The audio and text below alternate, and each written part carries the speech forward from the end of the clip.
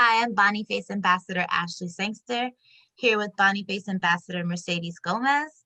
And today we're sitting down with Aubree Gordon from Aubree's Cakery Bakery. I was on your Instagram, Mercedes and we were scrolling through your page, and we really wanted to know what inspired you to start baking. Well, I started when I was 11 years old. One day I was just in the kitchen and I was bored, honestly, during summer, and I've always been ambitious. I've always tried different creative outlets, and I decided to make some cupcakes. I was watching Food Network and saw a recipe and wanted to try it. And the funny thing about that story is actually that they didn't come out good. They came out really bad. And I was like, no, I was determined to redo it, and then I tried it one or two more times, and I was like, oh, okay, I'm kind of good at this. So that's how I got started. Yeah. When your first batch was made, who had to be a taste tester for you, and did they tell you the truth, or did they lie about it? Really? I think my mom tasted them, and she was like, oh, okay, they're kind of good. I was like, no, they're not. This isn't gonna work. So yeah, it was me and my mom. What has been your greatest business achievement? So I know you started at a pretty young age, and you're now how old? I'm 18. 18, right. And so you've been in the business for 7 years, and that's that's some time. And so what would you say has been your greatest business achievement? My greatest achievement, this time last year, I was able to make a baby shower cake for a social media influencer. Wow. Her name is Ms. Bianca Renee. She has around 500,000 followers on YouTube. And I've been a big fan of her for a while, so that was a really big accomplishment for me to be able to work with someone that I had been watching for so long. So now that you are making those connections and starting to be able to do and create products and cakes for people who influence you, we wanted to know where you see your business in maybe a year from now or 2 years from now. Okay. So as of right now, I'm going to college. So I'll be attending Virginia State University. I was supposed to be there this year, but COVID. So I'm home right now, but hopefully next year I'll be on campus. But moving forward, I've always known I wanted to do more than just cakes. I've always wanted to help people, specifically young kids, specifically minorities. And I want to help younger girls I kind of want to be for them what I would have wanted. I wish I kind of had a mentor when I was growing up, starting a business so young, because it was difficult. And so I kind of want to be for them what I would have wanted. We wanted to kind of just have a little fun with this. And so we wanted to do a rapid round of this or that and kind of make it baking, a baking style edition. And so we'll ask you 5 questions and you pick which one you prefer, but kind of make it quick. So whichever one comes to your mind first, just go with that one. All right. All right, Ash. So first,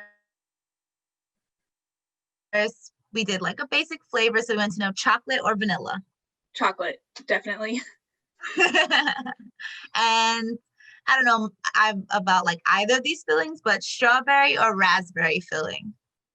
Neither, but I would say strawberry if I had to choose. What's your favorite filling? Yeah. It's funny, I don't really like cake that much. I don't really. Yeah, I taste all my products, of course, but when I make cakes and stuff, I don't eat that much of it. It's not really my thing. I'm more of a savory person, but I love baking. So. Okay, cool. Cream cheese or buttercream frosting? Buttercream is way easier to work with, but cream cheese tastes better. So. Wedding or birthday cakes? Birthday cakes, they're less pressure.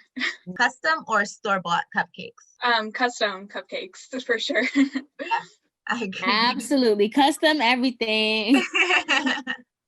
All right, Aubree. So you just shared a little bit about you and your business and your bakery. And so I just wanted to know, what is something else that you are deeply passionate about that you wouldn't mind sharing with us today? So my biggest passion outside of baking, I would say, is human rights and social justice. That's definitely on my goal list. I want to be a aspiring human rights activist, I would say. So as we know, this year, 2020, everything with George Floyd and Breonna Taylor, it really hit hard for me. It was really difficult for me to process, and like baking, when I struggle, I put my, passions into different like creative outlets. So when I'm happier, it's baking and food.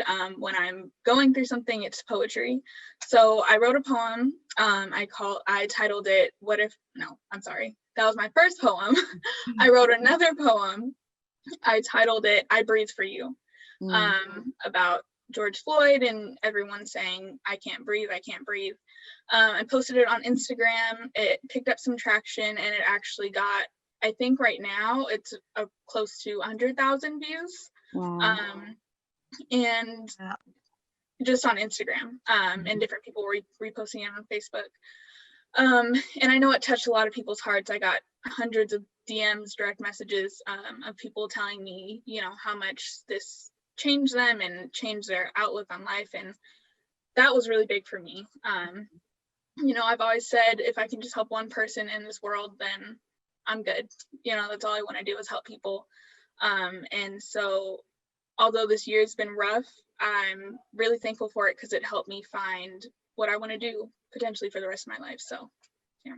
I think that's like really, really inspiring, and like kind of like, I want to thank you for sharing that with everyone, because you and Mercedes write poetry, but there's people like me, I didn't know at that time like how to express myself and my frustrations. And I think right now I'm working in like corporate America, and you are kind of surrounded by people who you can't relate to, like they can't relate to you, or no one acknowledges it. You need that.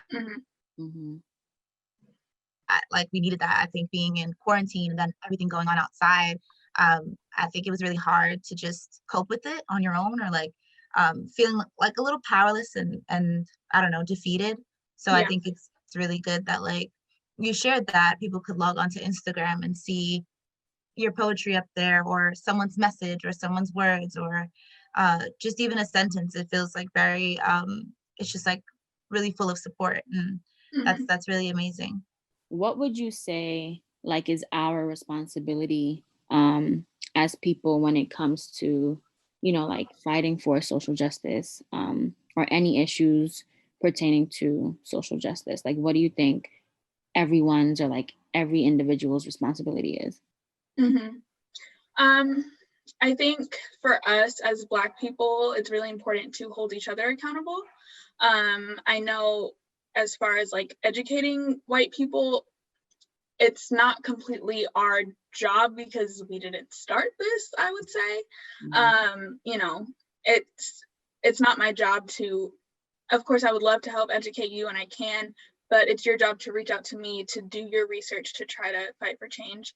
Our job as Black people, I would say, to hold each other accountable. The issues in, the Black community, they're on the verge, or they're hopefully becoming solved over time. And we can only get there by coming together, and we can't do that. We can't come together and fight this if we are separated. So, yeah. So you did say that you wanted to be a human rights activist. Is there like another avenue that you want to take to get there? Or like, do you feel like your voice is going to be like through poetry, and like, how do you see yourself kind of getting there? I'm pretty sure you already are a human rights activist in your own way, but like what other avenues, or how do you see yourself like, kind of getting there to that level?